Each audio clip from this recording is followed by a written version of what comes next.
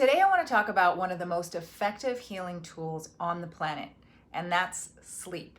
So I get this question all the time. People are always asking me, how could I improve my health? What should I do to lose weight? What should I do to improve my mental clarity?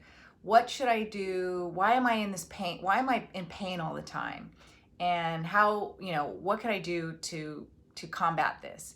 And my answer to them is just do nothing. Do nothing.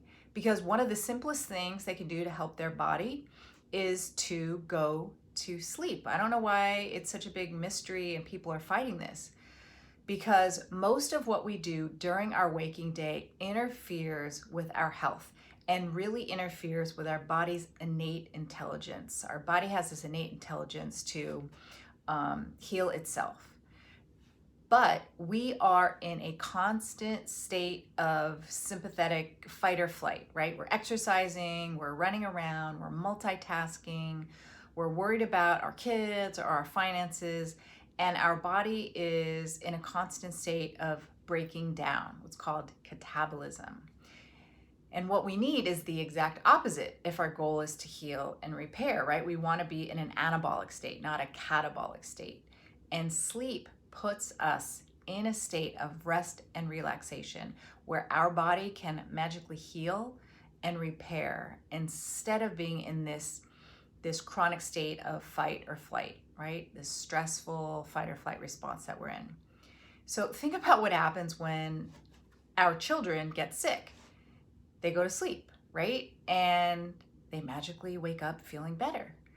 So you can suffer needlessly for months or years if you don't get proper rest or proper sleep. So do your best to be in bed no later than 10 p.m., shutting off all stimulating devices by 8 p.m., a couple hours before you go to sleep. And, maybe just having a moment of gratitude and reflection every night. And also know that a good night's sleep starts in the morning and is regulated by sunlight exposure. So be sure to let the sun hit your face with your eyes open in the morning and get midday sunlight as well.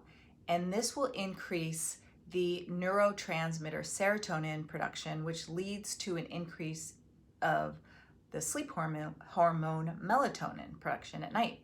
So sleep is always just so important. And remember, it's quality, not quantity. And you should shoot for about 7 to 8 hours of sleep, restful sleep per night.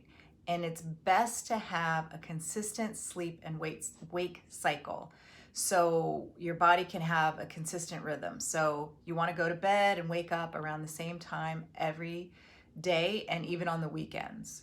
So I make sleep a priority because I know it helps me recuperate, regenerate, and heal faster from anything that I might be doing to myself during the day. And I encourage you to do the same. Have a good one.